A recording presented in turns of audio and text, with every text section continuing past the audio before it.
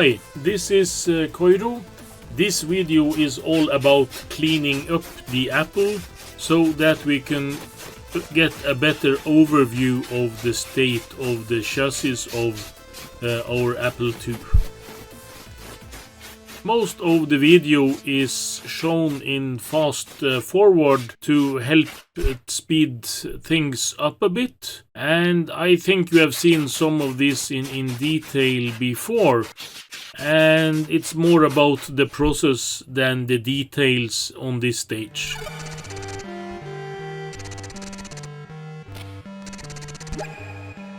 Now that we have removed most of the loose dust, we are just going to see the state of things, and you can see this keyboard is really filthy. And we remove all the case with this keycap puller.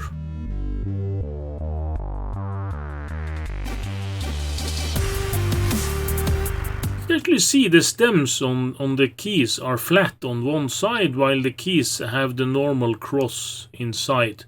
I don't know if that's normal for all these kinds of Apple keyboards.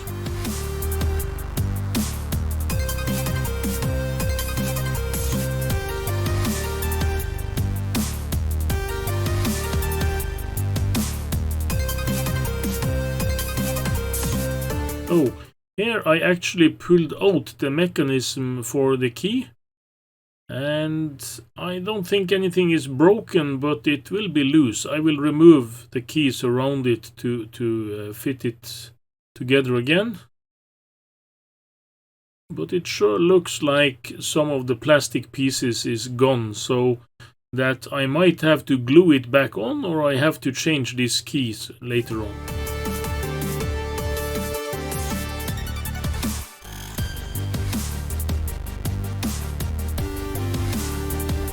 There was one more that had the same, and you can see the plastic pieces, so there probably are some broken pieces here.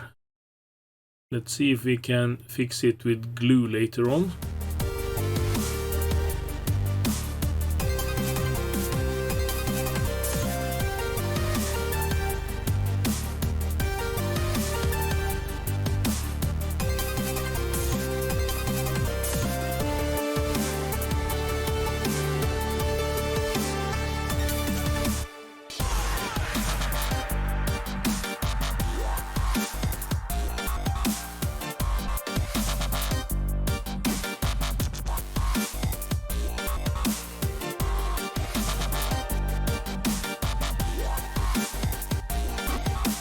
Yes, there were some springs under the reset key, probably to keep it. This spacebar mechanism looks just like the run-of-the-mill thing. It's nothing special about it. You have this spring underneath, and you have the normal bar under it. You can see that this keyboard has been accessed to some force, because it's kind of banana shaped, and the fastenings on this side is bent.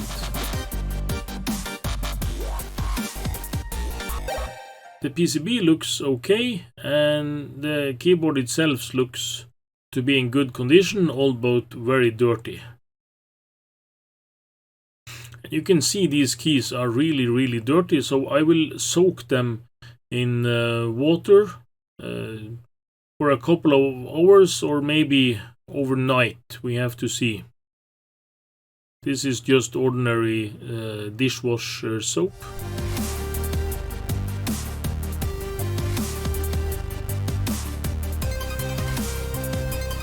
This is isopropanol. I just filled it in this container from Interoptic that you use to clean your glasses and stuff.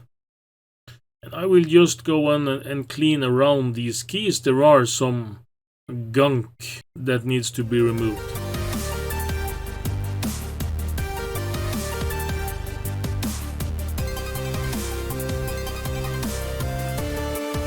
This keyboard that has a solid aluminium plate, and you have soldered all these keys, it's not an easy way to dismount anything here. So we just have to clean, like we do now, around all the keys.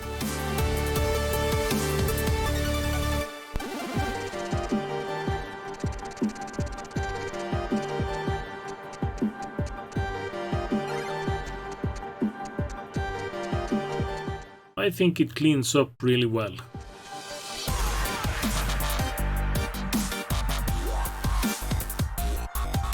And with the screwdriver you can get much of the places between the keys cleaned out. Yeah, and now it's starting to look quite okay. Some places where there are some gunk still.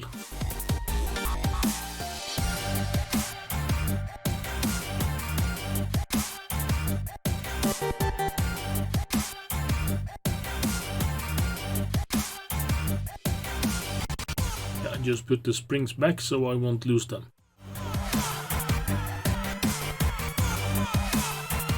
Next we have to look at the aluminium bottom of the case, the power supply and the PCB. And we remember that we did some changing of the reefer caps in the PSU, and sadly I did mount the power switch upside down, so I have to dismantle this and turn the switch around later on.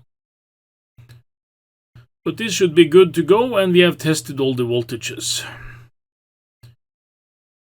So now we just take the PCB and remove all the stuff from this case. We're going to do some easy cleanup of the bottom here.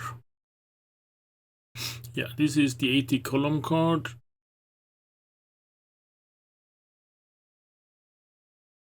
And the serial controller card, and we can just leave those cards in because we are only going to clean the bottom of the case for now. And these PCBs looks really fine, and here you can see the writing on the PCB. This is a 1982 model PAL 2E, and you can see the serial number and revision of the board. It's a B and an F written there on the board. And there also are LED back there. I can't remember if this was lighting up.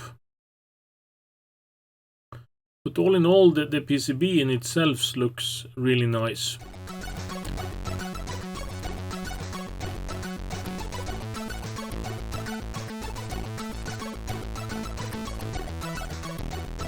What we will do, we will take out all the chips and we will try to clean them from the board. And we remove the speaker and this switch for the keyboard. Yeah, it's 4 screws, and there are those plastic standoffs that has to be removed. These plastic standoffs can be brittle, but we will be careful with a nose plier to just try to wiggle them out and see if we don't break anything. It's also important not to bend the PCB too much.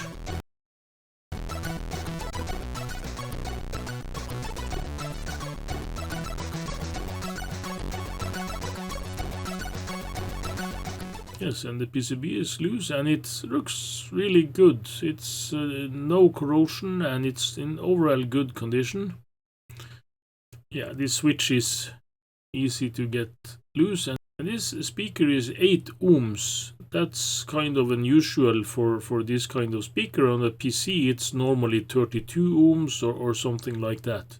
I just washed this with some isopropanol and yeah, just take off the easy dust.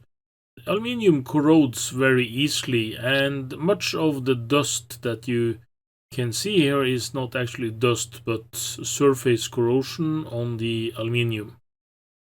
And that could be some moisture or some other dust that has been laying on the aluminium and corroding it from, yeah, just being in contact with normal air. But this is not a beauty contest. If we get this clean so it's looking as good as it can without rubbing down the surface, I am happy with that.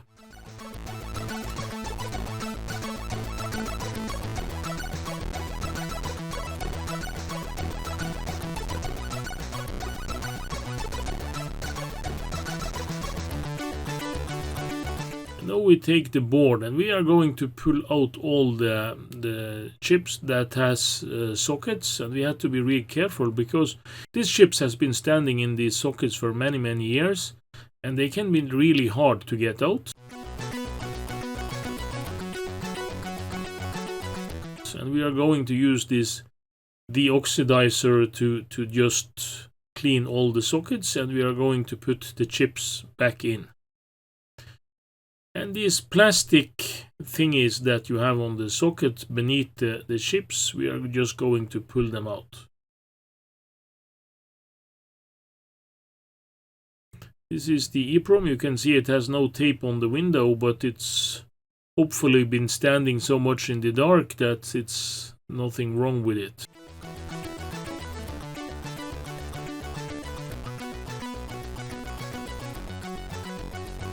You have to be careful not to break those chips because some of them is really stuck in here.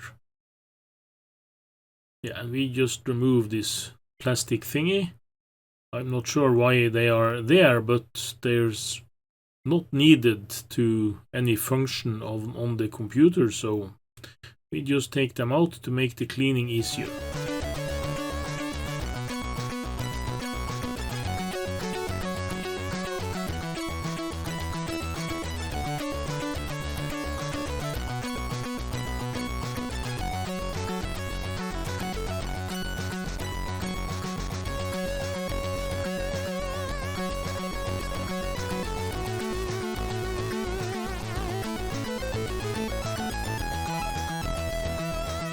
Many of the chips on this Apple II is actually in sockets, and I don't know if that's the norm for this board, but all the memory is soldered to the board.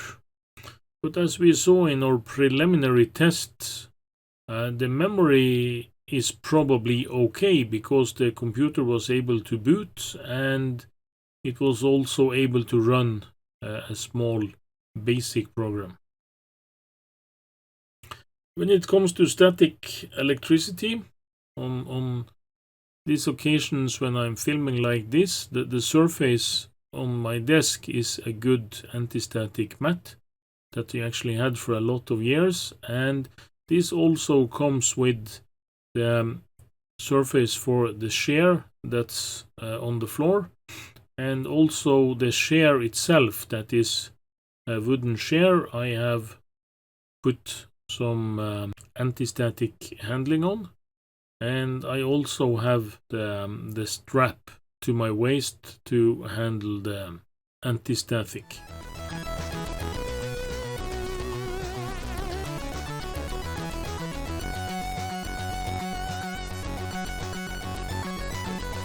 Yeah, just clean off some of the excess dioxide. I don't think it will do any damage, but it's no need to have it running around on the PCB either.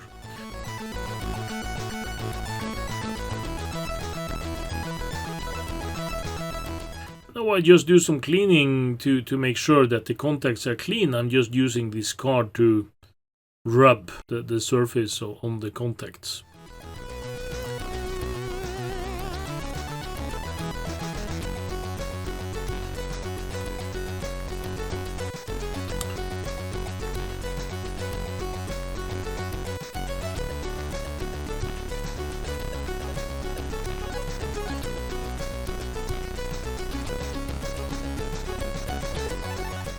Yes, now this should be about good to go, and we can just put it back in the case.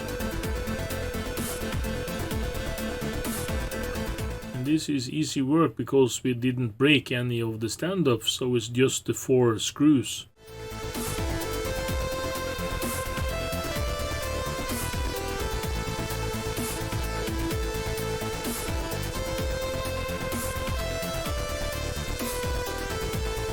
I do have the card for the disk drive and the extra printer card, but we will put them in later, as we don't want to connect them when we do the same test as we did last time. This springs on the speaker is a bit fiddly to get in place, but with a nose plier it goes okay.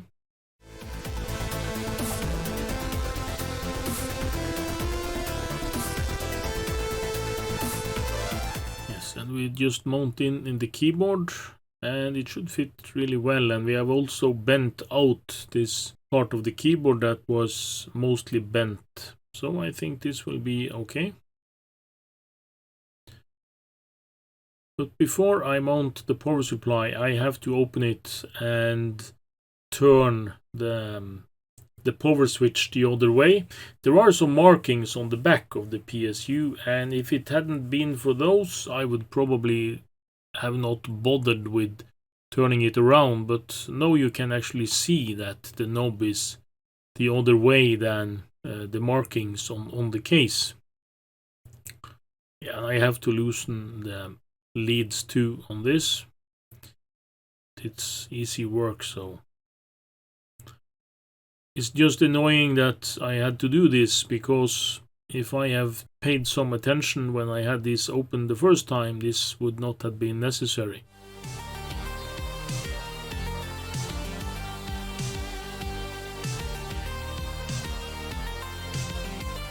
This is really high quality. It's easy to mount and easy to dismount.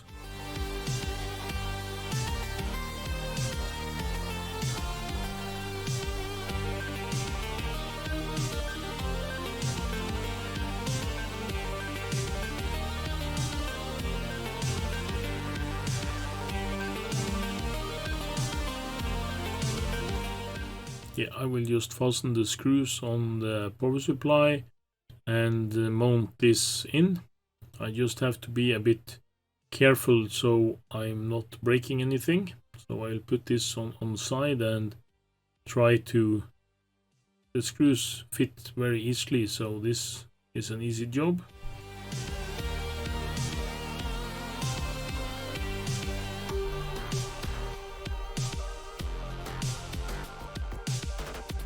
Yeah, now we are really finished with this, and we just have to mount the keys afterwards. And as you can see, they're soaking out in the sun. I am also doing some sunspot retrobrighting on this spacebar, and you can actually see the markings now on this key, and you will see a remarkable difference later on. All the keys are really grimy, but the grime is getting off a bit more easy than it did last night, and I still have to rub each key to get off this, but the result is really nice. They still are a bit browner than they was when they was new, but I actually think the result of this washing will be really good, and I think the difference will be striking. But this is time-consuming work, so I've sped up the video for you, and I really hope that I will be able to do it this fast sometime, because this is among the most boring work that I have done in quite a while.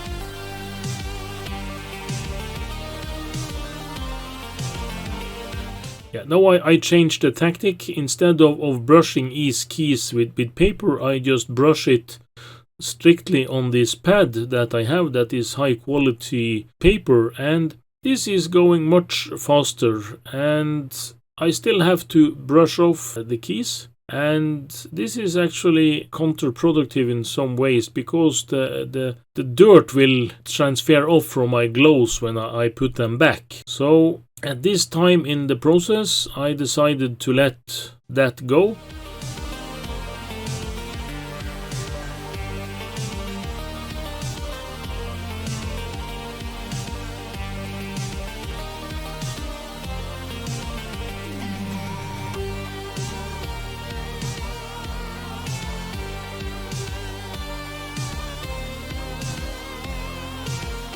Now I have decided to change the tactics. I'm not going to bother with the paper on each key. So now I'm just rubbing off all the keys, and I just putting them back in the water afterwards, and I will give them a good rinse when I'm finished and change the water, and I will just put them out in the sun to dry. This is going so much faster than the original method, and the result is actually getting better, because when I bend up the pad like this, I am actually able to get the surface on the top of the keys much cleaner with less rubbing.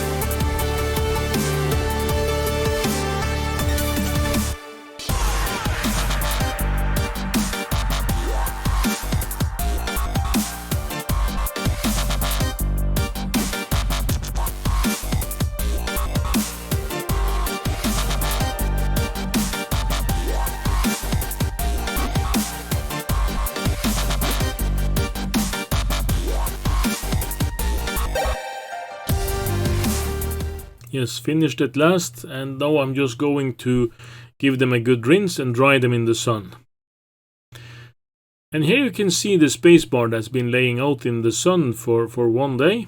You can still see the markings in the middle where the sticker was, and that's partly because the surface under the sticker is more pronounced and it's smoother on the sides of the sticker. So the sticker has actually been protecting the surface of the key.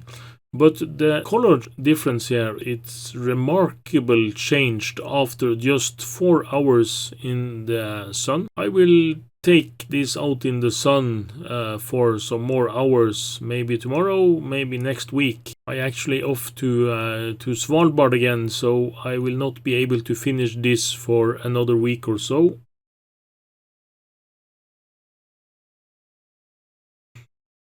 Yes, but now I will just put the keys back on, and then we will have to see afterwards if we have to do some special things about the keys or the key stems that came loose.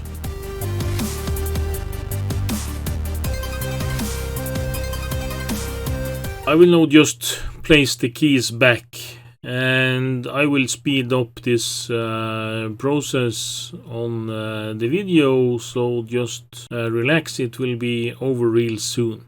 But you can see the difference from this paper printout and the surface of the keys now. It's a remarkable difference.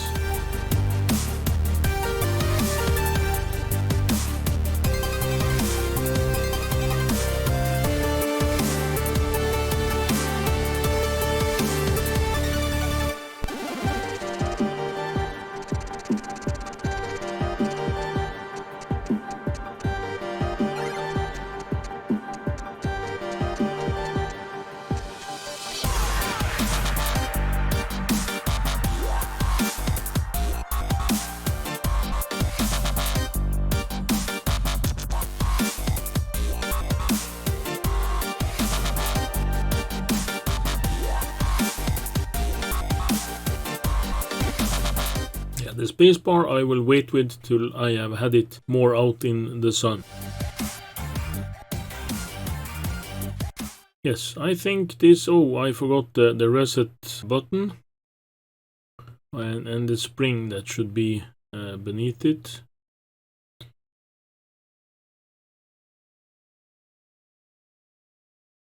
Yes, like so.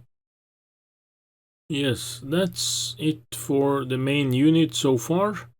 And now I will go about dismantling the CRT. I'm not very worried about high voltage in this CRT now, because it's been standing now for 2 weeks since I last powered it on, so it will be perfectly safe. I will try to take out everything that we need to get this out. And you remember all the fastenings for the CRT was broken, and they was on this special tilt mechanism.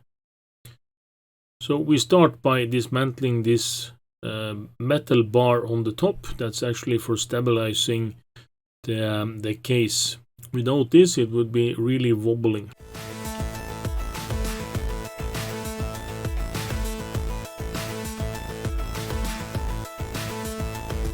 Yes, it was on earth wire on this, but we can just leave that connected because it's only the plastic we need to dismantle. And I think this was the only plastic fastenings for the CRT that was really working. All the other was broken off.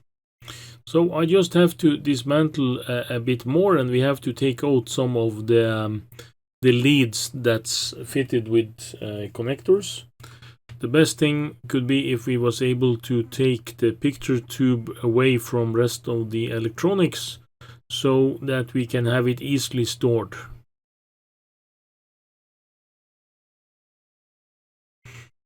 Yeah, the reason I am wearing gloves here is that I actually cut myself, and I don't want to get any blood markings on the CRT.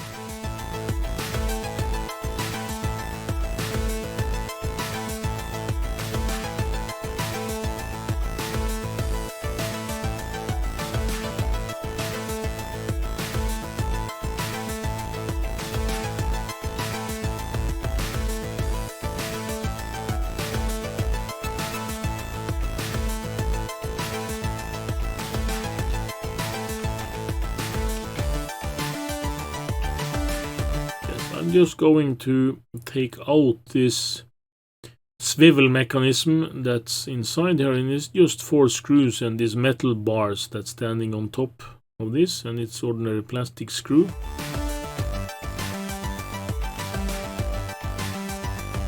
You can also see here where this mechanism is broken. I have actually found a way to fix this, and when this video is released, I will have made an attempt to fix this, and we will see the result in a short follow-up to this video. And it's a way I'm thinking of doing to fix some of the other issues with the plastics as well.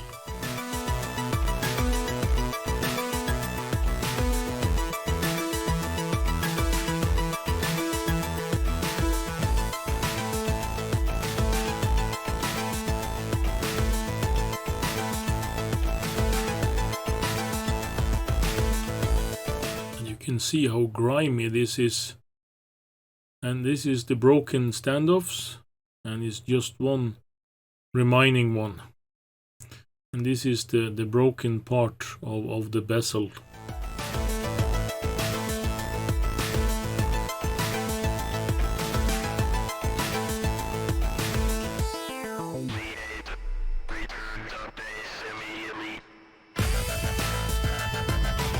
We will have to find a way to glue this back on. Hopefully it will stick to this old plastic, but we have really no way of knowing that for sure. But probably we will be able to make it fit okay, and we won't be shipping this in the mail anything soon.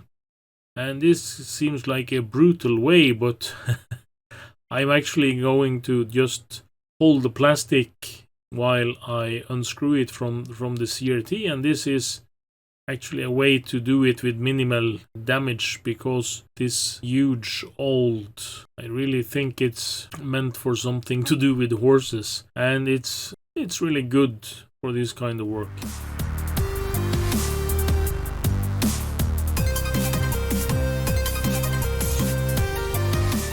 These plastic pieces looks okay, they're just plainly broken off at the stems.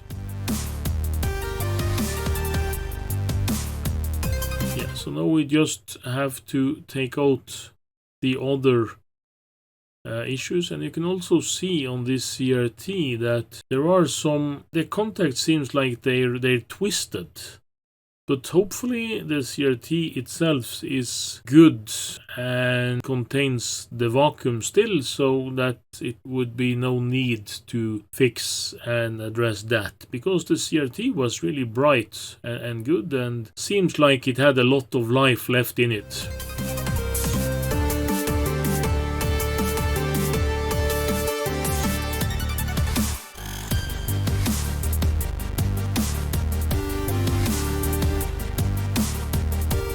I think the best way to fix this will be to use some epoxy or some other, maybe I can use fiber armated filler to fix this. Yeah, I think the filler way will be the best way to go on this. Because this area here is actually not filled with anything, so it doesn't matter if we fill this with some filler and make a hard, good fitting around these standoffs.